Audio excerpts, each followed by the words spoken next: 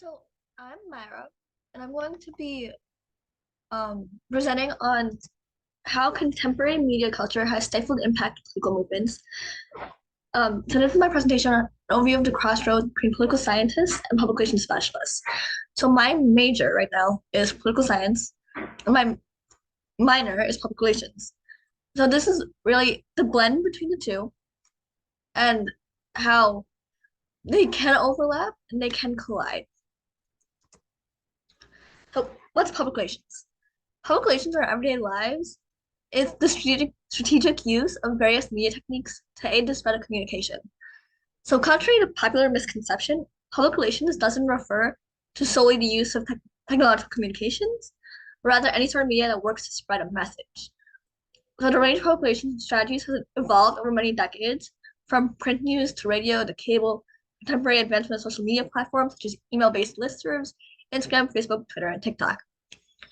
Not the strategic use of media production and spread of advertisements, companies and organizations are able to spread their intended message.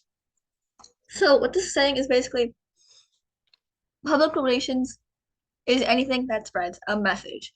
So billboards, say, or an ad on your phone, those are all forms of public relations. It doesn't necessarily have to be, oh, I just got a post on Instagram. So why is the stifling of political movements due to contemporary media culture an important issue that must be resolved? Contemporary media culture allows for news articles to be cycled through exponentially quicker than it has in previous generations. There's no longer a requirement for text print to be scripted, edited, and published, and, and then distributed. Rather, news can be spread by anybody, even outside of a professional discourse. I could go on to any website platform right now, write anything that I want, and people would believe me. This creates both the increase of news sources as well as fanning the fire of any possible fake news being spread or news being prematurely spread out all the facts. So this is the most basic example, or actually there's two examples of news being spread prematurely.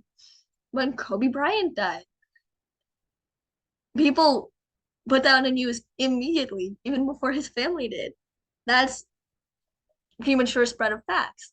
Or during the MSU shooting, there was false information going around that there was bombs and that there was three shooters instead of just one.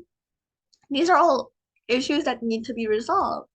Because sure, the use of public relations is important. It can make an impact, but also can be harmful.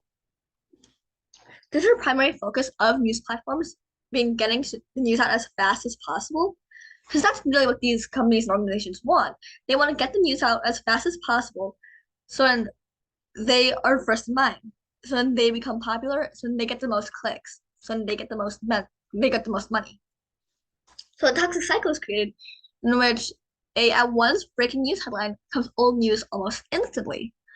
So I had I changed my research question to what it is now because of during the MSU vigil. I don't know if any of you guys went there.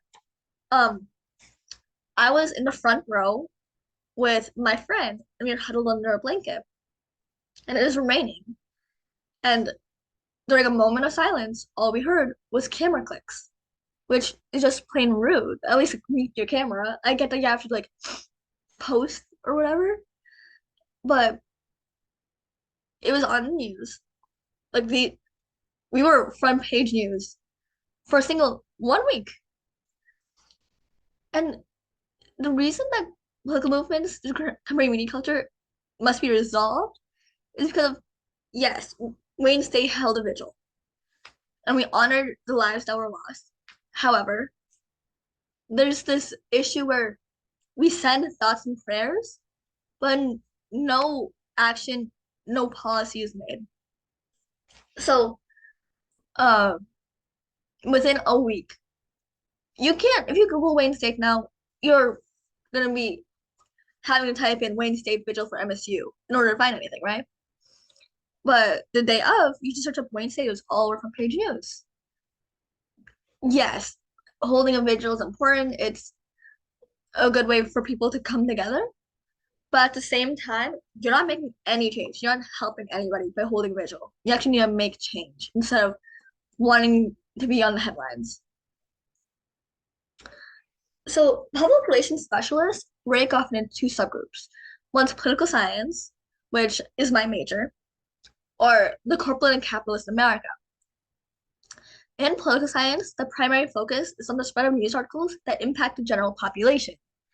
So this is something that is actually important. This is like your main news articles. These are the articles that are actually trying to help someone, right? But corporate capitalist America has a primary focus on creating breaking news and eye-catching headlines to get the attention of the general public, even if such a task results in the spread of fake news.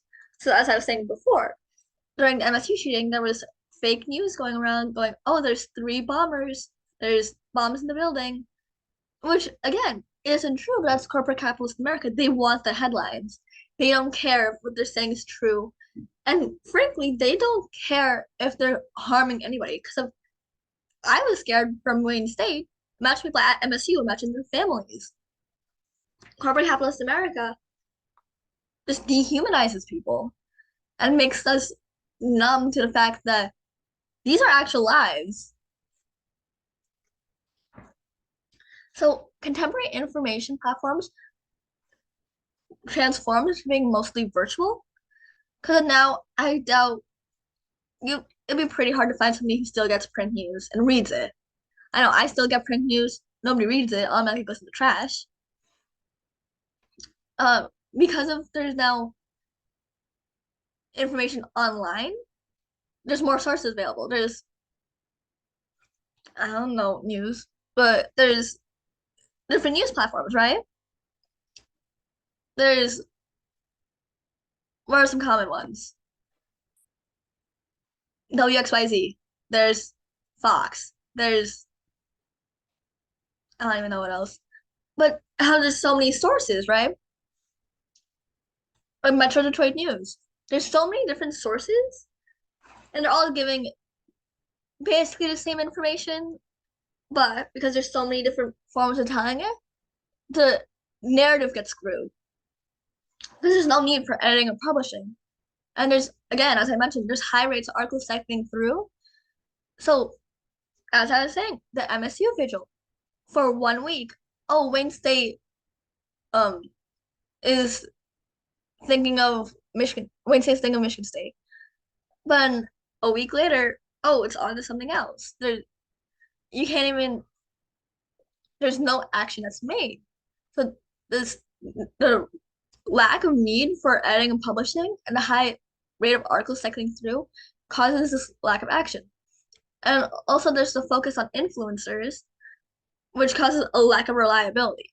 Because the so when anything bad happens, our first thing is, oh, let's see what these famous people have to say, which again causes a lack of action.